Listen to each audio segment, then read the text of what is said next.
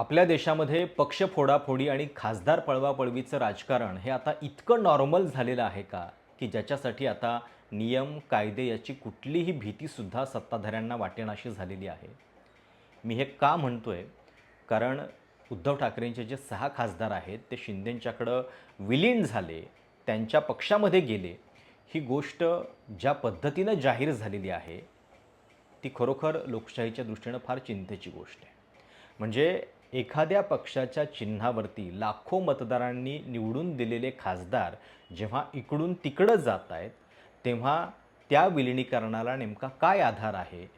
देशातल्या कायदे, कानून सगळ्या गोष्टींची तपासणी केल्यानंतर कुठल्या मुद्द्यांच्या आधारावरती हे विलिनीकरण आपण मान्य करतोय, हे लोकसभा अध्यक्षांनी कुठेही अजून सांगितलेलं नाही आहे. आणि तरी देखील आज ज्या बातम्या आलेल्या आहेत, त्या केवळ एका सर्क्युलरच्या आधारे आलेल्या आहेत. आणि हे 2 ओळींचं 2 पानाचं सर्क्युलर आहे, ज्याच्यामध्ये खरं तर लोकसभा अध्यक्षांची सही पण नाही आहे. संतोष कुमार नावाचे जॉईंट सेक्रेटरी आहेत लोकसभा सचिवालयाचे, त्यांच्या सहीनं हे सर्क्युलर जारी करण्यात आलेलं आहे. अर्थात त्याला लोकसभा अध्यक्षांची मान्यता असेलच, पण हे सर्क्युलर कशासाठी आहे, तर लोकसभेतली आसन व्यवस्था नेमकी काय असणार आहे, कुठले खासदार कुठे बसणार आहेत आणि याच्यामध्ये प्रत्येक पक्षाची संख्या नेमकी काय आहे, हे जारी करण्यात आलेलं आहे. याच्यामध्ये एकनाथ शिंदेंच्या शिवसेनेचा आकडा हा थेट 7 वरनं 13 करून टाकलेला आहे आणि 2 ओळींचं फक्त एक कारण दिलेलं आहे, की शिवसेनेच्या खासदारांची जी विनंती होती त्याच्यानुसार रिवाइज्ड पार्टी पोझिशन जी आहे ती अशा पद्धतीनं जारी करण्यात येत आहे. बस संपलं. म्हणजे बालवाडीचा वर्ग आहे का हा, की इथून मुलं उठून तिकडं बसवायची आणि स्कोरबोर्ड आहे का, की नुसता फक्त एक आकडा बदलला की यांची संख्या इतकी झालेली आहे. असं नाही होऊ शकत. आपल्या देशामध्ये पक्षांतर बंदी कायद्यासाठी जो निर्णय घ्यायचा असतो, तो पहिला निर्णय हा त्या सभागृहाच्या अध्यक्षांना घ्यायचा असतो. विधानसभेमध्ये विधानसभेचे अध्यक्ष, लोकसभेमध्ये लोकसभेचे अध्यक्ष आणि तो निर्णय घेताना त्यांनी एका ठराविक फॉर्मॅटमध्ये त्यांचं रुलिंग देणं हे आवश्यक असतं. म्हणजे बघा, की आता हे 6 खासदार शिंदेंच्या नावावरती जमा झालेले आहेत. शिंदेंच्या पक्षामध्ये त्यांची संख्या लोकसभा अध्यक्षांनी वाढवून पण टाकली. पण ती कशाच्या जोरावरती, कुठल्या नियमांच्या आधारे, त्याला काय आधार आहे, हे मात्र अजूनही आपल्या समोर आलेलं नाही आहे. उद्या संसदेचं पावसाळी अधिवेशन सुरू होतं आहे आणि किमान अपेक्षा आहे, की उद्या सभागृहाला सुरुवात होताना तरी किमान हा निर्णय आपण का घेतलेला आहे, याचं काहीतरी रिझनिंग, कारण हे लोकसभा अध्यक्षांनी देणं अपेक्षित आहे. कारण पक्षांतरबंदी कायदा काय सांगतो, तर लोकसभा अध्यक्षांनी हा जो मर्जरचा डिसिजन असतो, तो फॉर्मल क्वाशी ज्युडिशियल ऑर्डरनुसार एकतर तो सभागृहामध्ये वाचणं अपेक्षित असतं किंवा त्याचा लेजिस्लेटिव्ह बुलेटिनमध्ये समावेश करणं आवश्यक असतं. आणि हा निर्णय घेताना 10th शेड्यूलमधल्या ज्या 2-3 गोष्टी आहेत, कॉन्स्टिट्यूशनल रिक्वायरमेंट्स आहेत, त्या सॅटिस्फाय होत आहेत की नाही, याचा आधार त्यांनी घ्यायचा असतो. कुणाचा क्लेम काय आहे, एखाद्यानं समजा जर क्लेम केला असेल आणि इथं तर तो क्लेम केलेला आहे. शिवसेना उद्धव बाळासाहेब ठाकरेच्या गटाच्या वतीनं 2-2 पत्र लोकसभा अध्यक्षांना गेलेली आहेत. लोकसभा अध्यक्षांना जाऊन ते भेटलेले पण होते त्यांच्या मीटिंगच्या आधी आणि हा अशा पद्धतीनं दावा त्यांचा मान्य करू नये समोरच्या लोकांचा, हे त्यांनी सांगितलेलं होतं. म्हणजे बघा, आपण आता आपल्या देशाची अवस्था काय करून ठेवलेली आहे. मागच्या केसमध्ये एकतर सुप्रीम कोर्टाचा अंतिम निकाल अजूनही आलेला नाही आहे. तिथे कुणीच अपात्र नाही अशा पद्धतीचा निर्णय विधानसभा अध्यक्ष राहुल नार्वेकरांनी दिलेला होता आणि इथं 6 खासदार फुटतात आणि ते फुटलेले आहेत, त्यांचं विलिनीकरण एका पक्षात झालं, हे केवळ एका सर्क्युलरनुसार जाहीर केलं जातं. उद्धव ठाकरे गटाचा क्लेम काय आहे, त्याच्याबद्दल काउंटर आर्ग्युमेंट काय आहे, शिंदेंचे खासदार विलीन झालेले आहेत या पक्षामध्ये, हे जर आपण मान्य करतोय, तर ते कुठल्या आधारावरती, काय त्याला ठोस आधार आहे, याचं कुठलंही कसलंही स्पष्टीकरण लोकसभा अध्यक्षांनी अजून तरी हा व्हिडिओ रेकॉर्ड करेपर्यंत दिलेलं नाही आहे. आणि हे 2 पानाचं सर्क्युलर आहे, ज्याच्यामध्ये सर्क्युलरचा विषय काय आहे, तर पार्टी पोझिशन इन लोकसभा, ज्याच्यामध्ये असं म्हटलं आहे, consequent upon the change in party affiliation of 6 members of Shiv Sena UBT in Lok Sabha, the revised party position in 18th Lok Sabha as on 18 July is enclosed officers may please see for information. बस या 2 ओळी आहेत फक्त आणि त्याच्याखाली मग पार्टी पोझिशन दिली आहे, ज्याच्यामध्ये शिवसेना शिंदेंची जी आहे त्याचे खासदार किती दिलेले आहेत तर 13. संपलं. म्हणजे याच्या पलीकडं काहीही. आणि शिवसेना UBTचे वजा पण केलेले आहेत, ते 3च उरलेले आहेत, हे सुद्धा याच्यामध्ये या नंबर्समध्ये दाखवण्यात आलेलं आहे. पण मुद्दा हा आहे की अशा पद्धतीनं जर विलिनीकरणाचे निर्णय व्हायला लागले इतक्या सहजपणे फक्त पार्टी पोझिशन बदलून, तर ते म्हणजे लोकशाहीसाठी किती हास्यास्पद आहे. दुसरी गोष्ट, तृणमूल काँग्रेसच्या बद्दलचा निर्णय मात्र अजूनही लोकसभा अध्यक्षांनी दिलेला नाही आहे. अजूनही ऑल इंडिया तृणमूल काँग्रेसच्या खासदारांची जी संख्या आहे ती इथं 28 एवढीच दाखवली जाती आहे त्या केसमध्ये.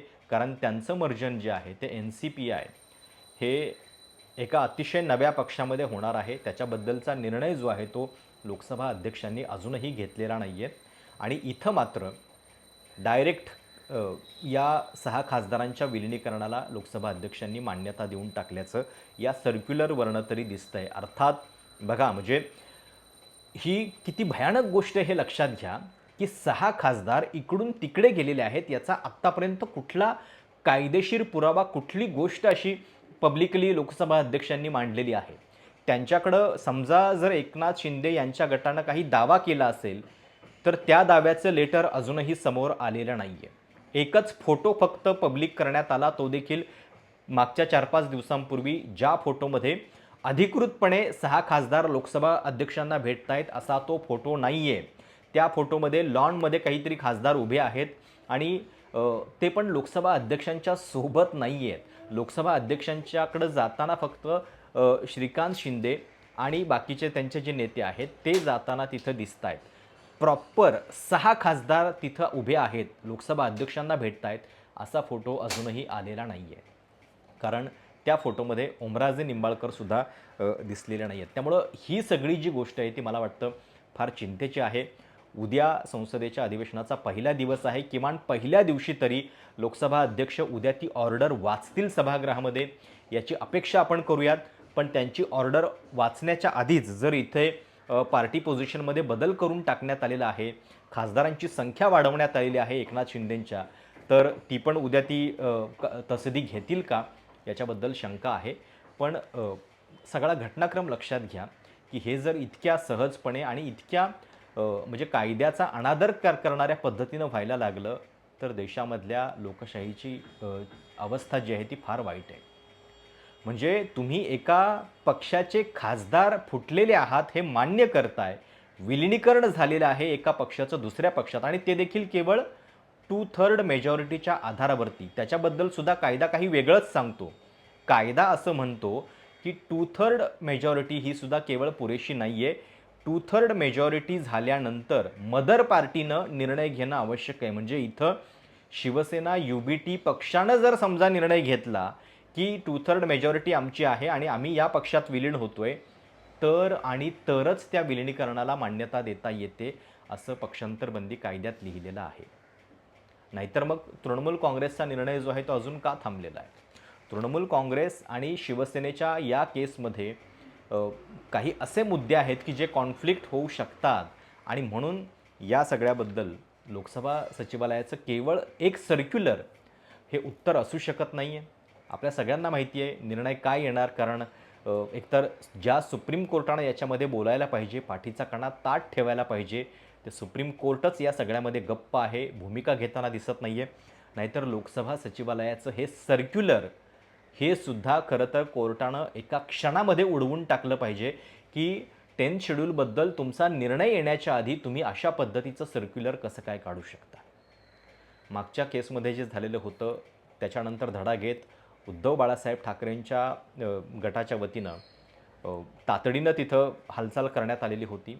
आणि त्यातही लक्षात घ्या की गटनेते अरविंद सावंत हे उद्धव बाळासाहेब ठाकरे पक्षाच्या बाजूला आहेत, व्हीप अनिल देसाई हे सुद्धा त्यांच्या बाजूला आहेत. असं असताना हे बाकीचे 6 खासदार स्वतः निर्णय कसा काय घेऊ शकतात, कुठल्या आधारामध्ये घेऊ शकतात, त्या व्हीपचा काही अधिकार आहे की नाही, त्या गटनेत्याचा काही अधिकार, कायदेशीरदृष्ट्या त्याचं काही स्थान शिल्लक आहे की नाही. आणि मग या 6 खासदारांनी निर्णय कुठल्या दिवशी घेतला, त्यांनी स्वतः गटनेत्याची नियुक्ती केली का, त्यांचा कोणी व्हीप होता का ज्याच्यामुळं त्यांनी स्वतः निर्णय घेतला, असलं काहीही सांगायची गरज आता उरलेली नाही आहे. आणि थेट एका सर्क्युलरमध्ये फक्त पार्टी पोझिशन बदलली जाते. हे फार धक्कादायक आहे. आपल्या कायद्यामध्ये सुद्धा हे म्हटलेलं आहे की लोकसभा अध्यक्षांची एक क्वासी ज्युडिशियल ऑर्डर याच्यामध्ये अपेक्षित असते. नाहीतर मग अर्थ काय आहे?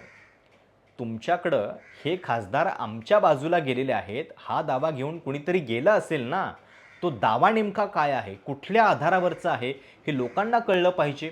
त्याच्याबद्दलचे काउंटर आर्ग्युमेंट्स काय आहेत, हे लोकांना कळलं पाहिजे. आणि त्या दोन्ही युक्तिवादाचा विचार करून तुम्ही कुठल्या निष्कर्षाप्रत आलेले आहात, का आलेला आहात, याची काहीतरी कारणं तुम्ही देणं अपेक्षित आहेत. ती कारणं आहेत कुठं, आणि ती देण्याच्या आधीच हा अख्खाच्या अख्खा पक्ष तुम्ही इकडं विलीन झाला हे मान्य कसं काय करता. आणि समजा जर त्यांनी मान्य केलेलं नसेल, त्यांना संसदेमध्ये अजून ऑर्डर द्यायची असेल, तर त्याच्या आधी या पेपरमध्ये बातम्या आल्या कशा? Going by 2/3 norm speaker okays 6 UBT rebels as Sena MPs. त्यामुळं ही जी आपली लोकशाहीची अवस्था होत चाललेली आहे ती फार धक्कादायक आहे. कुठल्याही ऑर्डर्सच्या शिवाय हे विलिनीकरण मान्य होऊ शकत नाही. त्याच्याबद्दल काहीतरी रिझनिंग, काहीतरी तर्क, निष्कर्ष लोकसभा अध्यक्षांना सांगावे लागतील. आणि त्याच्याशिवाय हा निर्णय येणं ही लोकशाहीची थट्टा आहे. कोर्टामध्ये खरं तर या सगळ्या संदर्भात तातडीनं अपील व्हायला पाहिजे. दुसरी गोष्ट म्हणजे या विलिनीकरणाचा आधार नेमका काय आहे, हे लोकांना कळलं पाहिजे. नाहीतर मग अशा पद्धतीची विलिनीकरणं जी आहेत ती इतक्या सहजपणे जर देशात होऊ लागली, तर आपली राजकीय व्यवस्था जी आहे ती पूर्णपणे संपल्यात जमा आहे असं म्हणावं लागेल. कालच आपण बघतोय जंतर मंतरवरचं आंदोलन कशा पद्धतीनं जबरदस्तीनं संपवण्याचा प्रयत्न होतोय. आणि दुसरीकडं ही घडामोड विलिनीकरणाच्या संदर्भातली. मला खरोखर आश्चर्य वाटतंय की इतकी सहज आपली राजकीय व्यवस्था मोडीत काढली जाते आणि त्याच्याबद्दल आपण सगळे आता असे गप्प बसणार आहोत का? तुम्हाला या सगळ्याबद्दल नेमकं काय वाटतंय? तुमच्या या सगळ्या बद्दलच्या कमेंट्स आणि लोकसभा अध्यक्ष किमान उद्या या सगळ्याचं उत्तर सभागृहाला देतील का? तुमची प्रतिक्रिया नक्की कळवा. चॅनल सबस्क्राईब करायला विसरू नका. धन्यवाद.